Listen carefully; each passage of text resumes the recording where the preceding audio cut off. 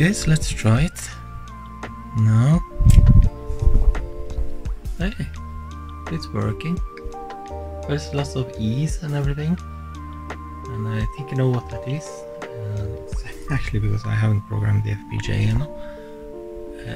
But let's do that. See what it looks like. I have programmed the FPGA, so when I hit reset now, you see that this number was spinning. That's great. It means the timer is spinning as supposed. So this one shows that it's wrapping around 0 and reloads. These are other tests. I'll go into that every test. So now, why is all this timer B stuff not working? And why is number 5 also red?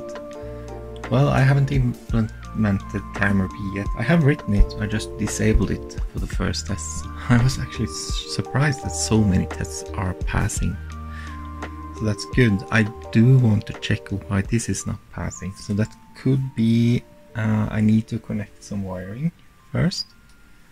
So I have to look at that. And I also wonder why this is passing when it's not supposed to, probably. So yeah, cool. Now I will take some screenshots of this. I will take out the FPGA, insert the original chip over there, and then compare it. So then I will try to fix my VHDL code and see what I can do. I need to implement this, and I do the same thing I've done with that one. I will probably record that. I probably will have a different video with FPGA coding. So because people often don't like the one or the other, so if I can split it up, maybe it's better. It's more concise. But the timeline will be screwed up though. Oh, I forgot to test the original chip. So I will make my program pass all the tests on this chip, and then I will try the FPGA. But anyway, now I have tried that, so make sure that the test cart is correct. Okay, so I inserted the original chip, and you can see a lot of the tests are passing, but when it comes to the last line, 05, it seems to be bugging up. So I have to check what's happening after test 4. So yeah, probably something happening when it's branching out. Maybe it's passing in number 5 and it didn't on the FPGA, so therefore it worked on the FPGA. I don't know. Can press reset, as you can see. It's actually doing the correct answers. Now I think I just have to figure out why this one is red, and then after I have to figure out why this one is green when there actually is no FPGA code for timer B. So when I had the problem in the very first beginning, I had to rewire the FPGA to get addresses, the register select addresses for the FPGA. I had to rewrite, so I used PV6 for that. And PV6 is routed out here, so I think that interferes because that test that fails and starts the program to go berserk is actually connected to the address bus now. So yeah, maybe I should have done a cut somewhere when I come to think of it. Anyway, I will, for this test right now, I'll just remove this one and try again. And that actually worked. So there was an system bus line, the address line, that was triggered in test 5. Actually made the program, or the C64 program, go into hiccup. So actually the test didn't fail in test 4. So because I just looked at the difference, and the difference was the same, but the actual absolute value was not the same. So This is the emulator, but this is the same values you get when you run it on a real hardware. So here in the code you can see I'm testing AA, I'm testing 9D, I'm testing AA again, and then 7D. So now I'm going, when that's in place, when I put in the FPGA on, it will fail.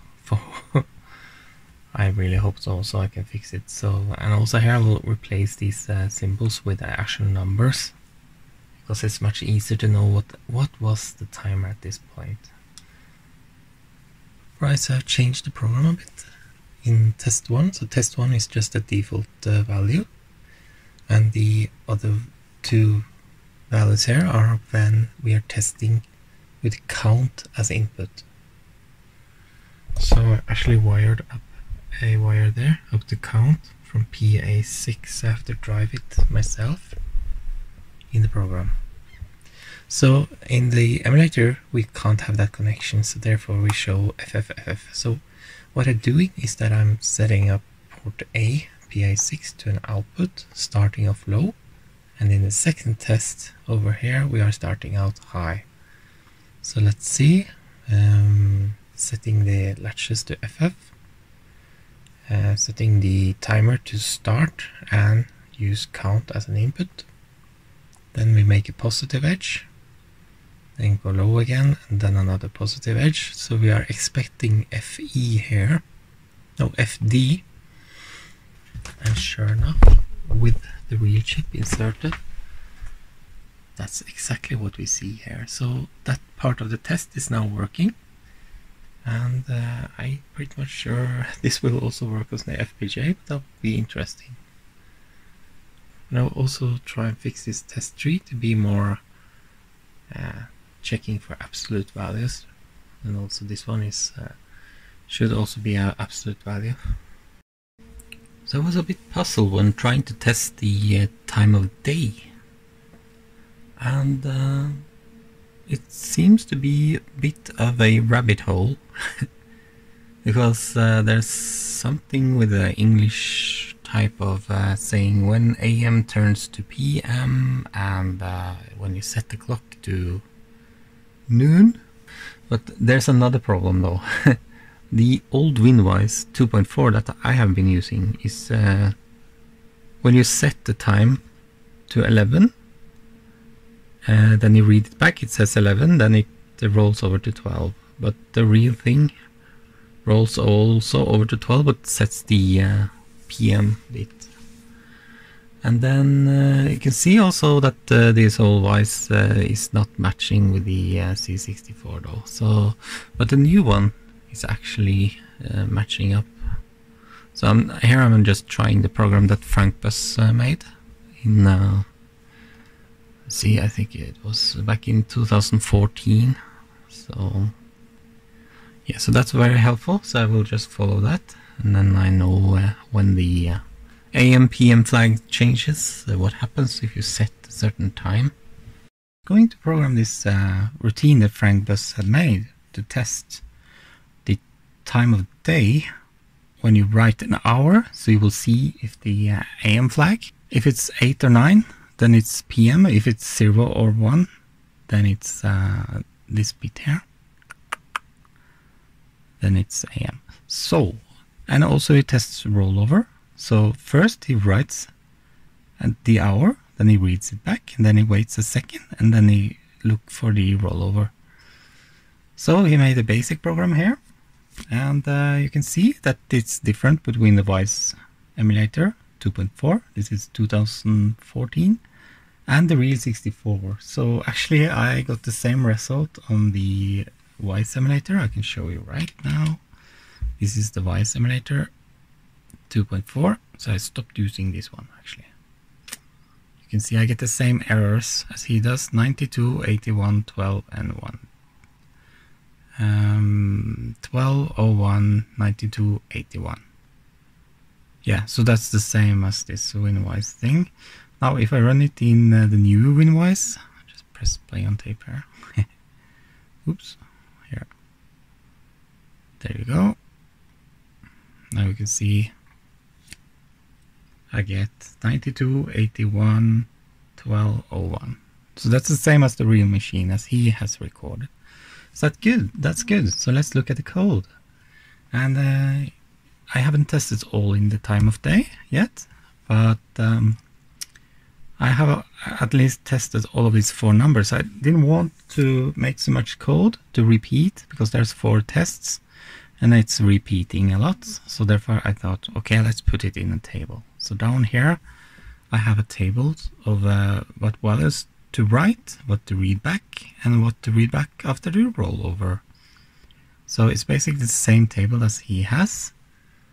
And then I have, I was a bit inspired by Wouter again. I'm talking a lot about Wouter or the Highlander, but anyway, he shows this technique that if you can use a index that spans over more than one function and table.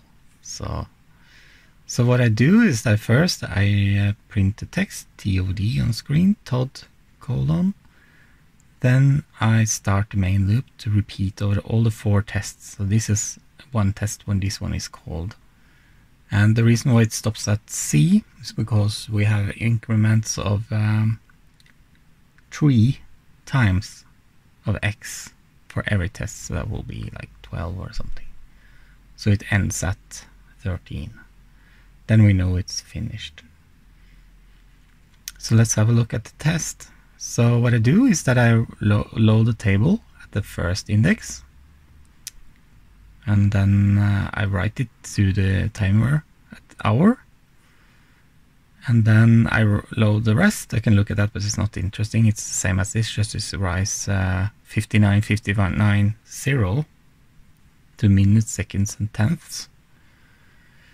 And I set the color to yellow, so because it just shows the value that I've set. And then I load the same value again because I want also to print it to screen.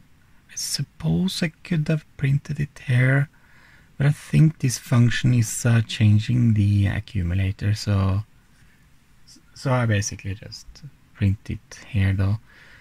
I load it again, and then I put a forward slash. Then I increment X. That means we want to read the next value. So I have also split up these.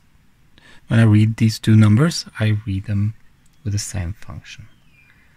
So first, let's have a look at when we load that value, and then we compare it, print it. Then we wait 1 second, and then we do the same again. All what's happening in here is not that interesting. So have a look at, let me know if it's interesting though. But let's have a look at this more deeper function, which actually compares and loads. So I start with red, so I assume that it is wrong, and if it's not wrong, it will go to light green. So that's the function here. So what we do, the first thing I do is to save whatever is in on the time of day.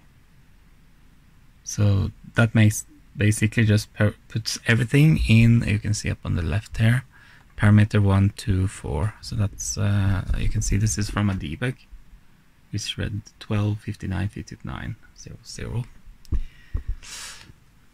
Then I load the hour that came out of this, and then I compare it whatever is in the table. So I will compare it with this value. And if it's correct, it will just continue and put the light green on the screen. So, and then it prints the number that it has read in hour here. Then it waits for 1 second. So this loop repeats until 1 second. It's like waiting for a frame is like kind of a 20 millisecond or something. Then we write it, and then we read again, so the test repeats. Not that very interesting. So that's about it. Right, so I finished up the test from front bus, but I also made 2 other tests for testing write latch and read latch. So the time of day also have another thing, that if you, let's say you write to the latch and the timer is running, it's not supposed to be corrupted. Let me say it another way.